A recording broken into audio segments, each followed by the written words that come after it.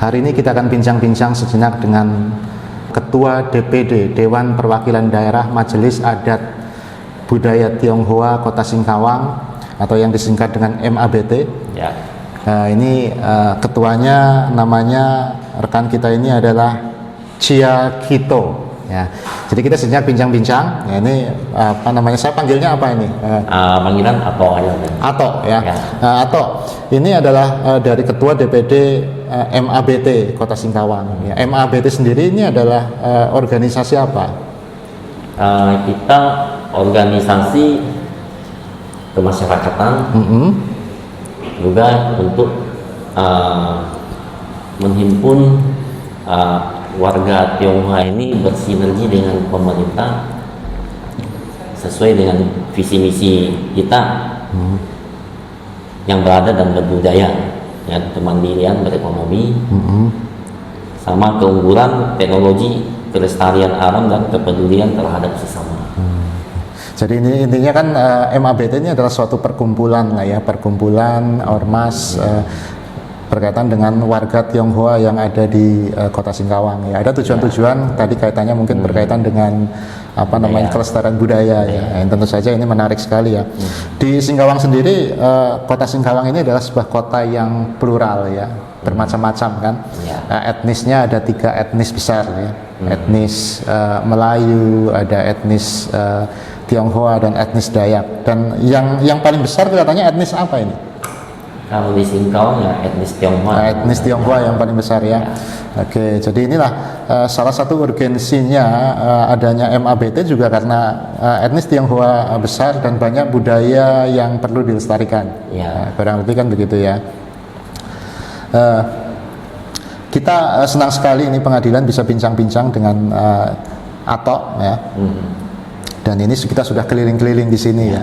Keliling-keliling, kita bincang-bincang, bahkan kita juga sedikit bincang-bincang mengenai adat budaya Tionghoa juga, bahkan mengenai bahasa Mandarin ya. Jadi saya pun jadi tertarik mengenai bahasa Mandarin ya. Kita ke bahasa Mandarin dulu ini. Ya, jadi di MABT ini juga ada apa namanya semacam untuk kursus bahasa Mandarin ya. Ada gurunya ya. Itu gratis. Atau itu gratis ya, siapa saja bisa belajar itu? Ya, siapa saja bisa. Termasuk saya yang lidahnya sudah kaku ini? Bisa. Oh begitu ya. Ya, tapi saya perasaan ini belajar bahasa Mandarin ini belajar bahasa yang paling susah ini atau ya. Karena kalau belajar bahasa Inggris ini ya sedikit-sedikit bisa, tetapi ketika bisa bahasa Mandarin, belajar Mandarin ini kok sulit sekali. Apa yang membedakan bahasa Mandarin dengan bahasa-bahasa lain sehingga termasuk bahasa yang sulit dipelajari? Kalau bahasa Mandarin dia punya nadanya ada 4. Ada 4 nada ya. Nadanya ada 4. Kalau dari Mandarin itu kan bilang yin yang sang qi. Apa itu? Itu ada 4 kayak datar. Ada datar. Naik gitu kan. Terus ada turun naik. Turun naik mengalun ya. Mengayun, ada lagi yang turun. Begitu. Jadi ada 4 nada ya. Mungkin bisa ada nada 1, 2, 3, 4. Tapi intinya ada naik, ada turun, ada mengalun, ada datar kan begitu kan. Yin yang sang qi gitu ini kan kayak apa? Wo kayak gitu. Jadi artinya juga beda-beda. Jadi satu kata kalau pengucapannya beda, artinya beda. Contoh ada contoh tidak? Nah, contohnya misalnya saya mikir dulu. Soalnya kita kan juga untuk Mandarinnya kan juga agak mulai belajar. Mulai belajar juga. Jadi memang bahasa apa namanya Tionghoa di Singkawang ini kan bahasa daerahnya bahasa Kek ya. Bahasa Kek. Bahasa Kek dengan bahasa Mandarin beda ya. Beda ya. Jadi memang tidak semua orang Singkawang juga bisa bahasa Mandarin kecuali belajar. Kecuali belajar. Kira-kira berapa lama untuk bisa bahasa Mandarin? Paling tidak harus ada kayak kelas 6 gitu. Kelas 6 itu maksudnya dari kelas 6 SD atau 6 tahun? Kelas 1 itu kan dia naik tingkatan, 1 level gitu ya. Setengah tahun. Oh, setengah tahun, 1 level setengah tahun. Ya, kalau untuk bahasa Indonesia kan 1 tahun. Oh, kalau ini setengah tahun. Setengah tahun naik. Kelas 2 itu kan. Oh, gitu ya. Setidaknya kelas 4 lah. Kelas 4 udah bisa. Berarti bisa. 6 bulan kali 4, 2 tahun belajar. 2 tahun. Tapi seminggu berapa kali pertemuan? Seminggu sekitar 3 kali. 3 kali ya, 3 kali pertemuan. Ya. Oke ya. Tapi itu mungkin yang masih muda ya. Kalau saya yang sudah tua masih kan muda, susah ya. masih yang yang masih kecil. Masih kecil. Kalau saya sedikit belajar bahasa Mandarin ternyata juga tidak bisa-bisa. Bahkan saya kalah dengan anak saya kan.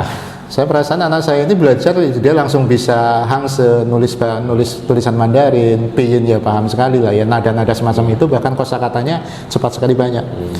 Tapi saya tidak bisa. Oke ya, ini mengenai bahasa. Tapi MABT rupanya ada program untuk memberikan semacam kursus atau edukasi berkaitan dengan bahasa Mandarin. Dan itu menarik sekali. Sama budaya ya. Budaya. Budaya itu maksudnya misalnya Pak, bangsa barongsai dan lain sebagainya. Barongsai kayak agenda makcang gitu kan, sebuah ya. Nah ini misalnya barongsai, kalau kita selama saya di Singkawang ini termasuk yang saya lihat unik dan banyak dilakukan adalah barongsai ya. Nah misalnya dari MABT ini kan berkaitan juga dengan menghidupkan kembali misalnya budaya termasuk barongsai. Bisa enggak misalnya suatu ketika pengadilan ada event atau ada acara kita undang MABT, kemudian di situ ada barongsai dari MABT? Bisa juga. Bisa. Nah, ini luar biasa. Sayang ini pandemi ya. Coba kalau nggak pandemi kan? Kalau pandemi ini susah. Kita mau ya. bikin acara pun kadang-kadang kan nggak bisa. Kita kan sesuai edaran gubernur juga. Ya kita protokol kesehatan tetap harus kita jaga ya. Mudah-mudahan pandemi ini segera selesai, segera berakhir ya. Tapi sekarang ini Pontianak Singkawang ini mungkin zona orange ya. Orange ya. Syukur alhamdulillah zonanya sudah orange. Kemarin sempat zona merah kan. Oke, kembali Pak Ato ya. Nah, kita tadi sudah keliling-keliling. Pak Ato ini juga sudah lihat-lihat sama teman-teman, sama tim ya, karena ini ada kunjungan dari MABT. Bagaimana kesannya Pengadilan Negeri Singkawang di mata MABT? Saya baru pertama kali datang di pengadilan ya, tapi saya lihat tataannya sama kebersihan sangat bagus. Bagus ya. Sangat bagus. Kayak kelihatan elit gitu. Kelihatan elit itu. Bisa nggak disebut kayak misalnya hotel bintang 5 atau 4? Nah, itu kalau kita lihat paling tidak ini ya, kita lihat kayak bintang-bintang 4 gitu kan. Gitu ya. Gitu. Jadi PEN Singkawang, gedungnya, terus keliling-keliling ruangan, suasananya, penataannya ya semacam bintang 4 ya. Kemudian kalau berkaitan karena masyarakat Singkawang 40%-nya kurang lebih adalah warga Tionghoa kan, dan di Pengadilan Negeri Singkawang ini banyak sekali perkara-perkara permohonan, misalnya permohonan ganti nama tadi kan, ganti nama dan lain sebagainya. Ada masukan nggak dari misalnya atau kesan masyarakat selama ini terhadap pengadilan ya, karena memang kalau berkaitan dengan biaya mungkin biaya di pengadilan itu sangat jelas sekali, tetapi di masyarakat ketentuan biaya itu bisa sampai kepada masyarakat atau tidak? Nah, kalau di luar, sebelum saya ke sini, sebelum dapat info dari Pak Ketua, kita dengar untuk pengesahan nama segala macam itu kan yang di pengadilan itu berjuta-juta. Berjuta-juta ya. Makanya kita udah datang ke sini, udah tahu dari Bapak Ketua. Kita baru tahu sebenarnya nggak semahal itu. Nggak semahal itu ya. Paling biaya tadi Pak? Biaya PNBP, penerimaan pajak. Hitung paling 100-an ya. 100-an ya. Jadi kalau lengkapnya itu biayanya sekitar 119.000 untuk perkara permohonan. Dan itu pembayarannya pun by system ya, harus karena ada dihitung oleh sistem dan pembayarannya via virtual account, via bank. Jadi tidak ada bayar cash. Ya kan? Ternyata kan tidak terlalu mahal ya. Ya, ternyata tidak terlalu mahal dan lebih praktis yang bisa ya. Pakai yang kayak online kan.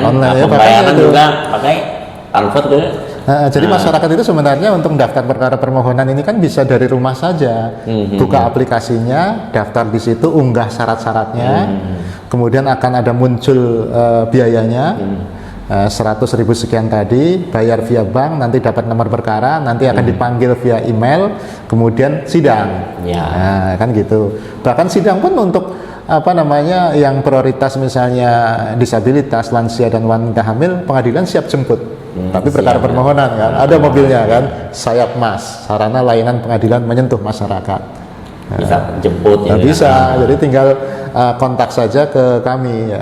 Kita banyak memberikan kemudahan. Jadi semua udah disediain semua kan? Semua kita sediakan ya untuk masyarakat Kota Singkawang kan.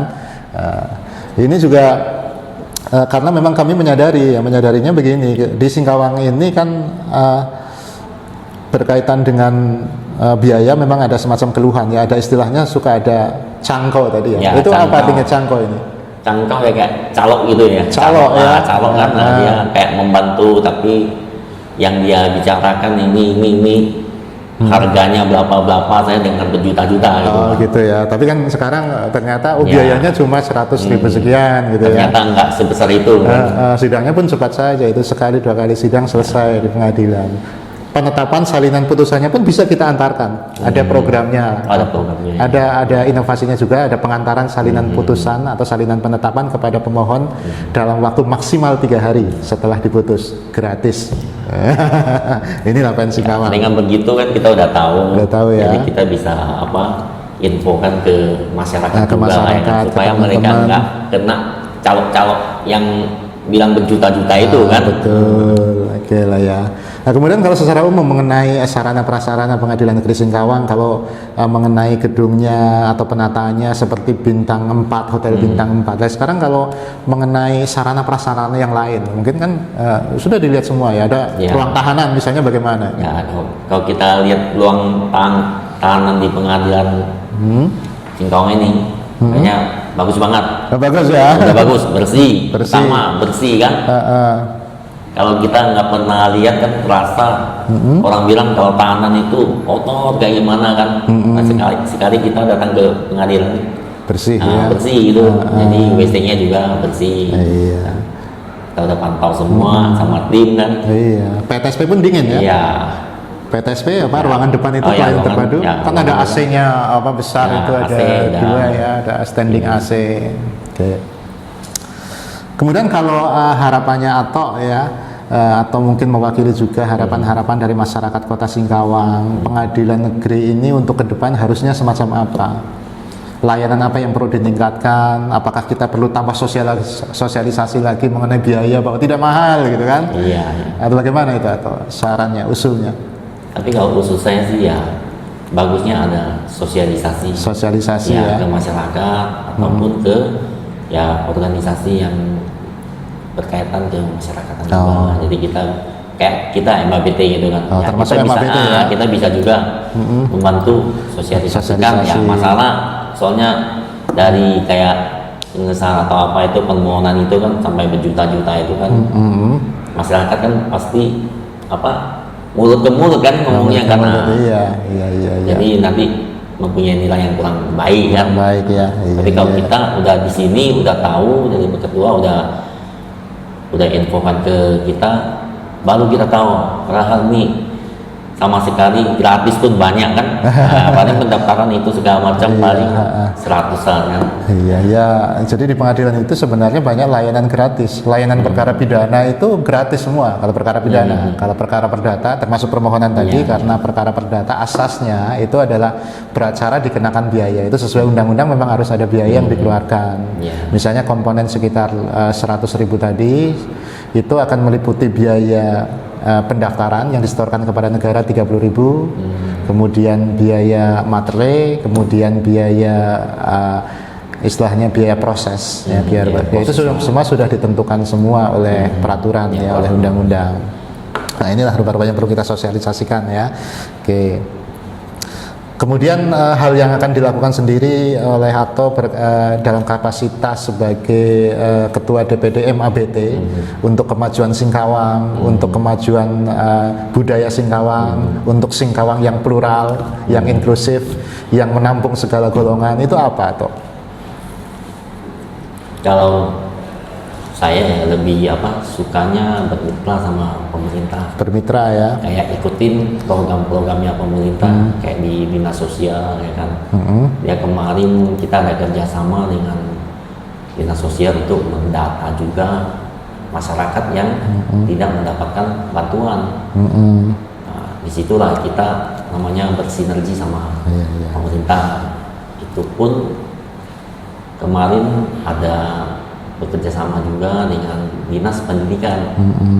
Saya ada bicarakan masalah ini kursus juga supaya dikembangkan. Soalnya untuk guru-guru bahasa Mandarin kebanyakan jadi penerjemah di Sulawesi. Jadi guru itu susah. Morowali mungkin itu ya? Bukan ya? Apa Morota itu ya? Kayak apa ya? Mereka lebih baik kerja di luar. Iya. Mendingan jadi guru. Iya. Ya, saya ada beberapa teman yang anak-anak muda di Singkawang juga cita-citanya kok jadi juru bahasa atau penerjemah di daerah Sulawesi sana. Iya, kebanyakan gitu kan. Mereka belajar bahasa Mandarin, cita-citanya untuk jadi penerjemah di Sulawesi sana. Oke, jadi intinya MABT akan selalu bersinergi, berkolaborasi dengan lembaga lain, mendukung pemerintah, ya kan? Tentu saja demi kemajuan masyarakat Singkawang, demi Singkawang yang plural, Singkawang yang inklusif, ya. Oke, terima kasih. Mungkin begitu. Terima kasih kepada Ketua MABT. Terima kasih juga. Oke, salam.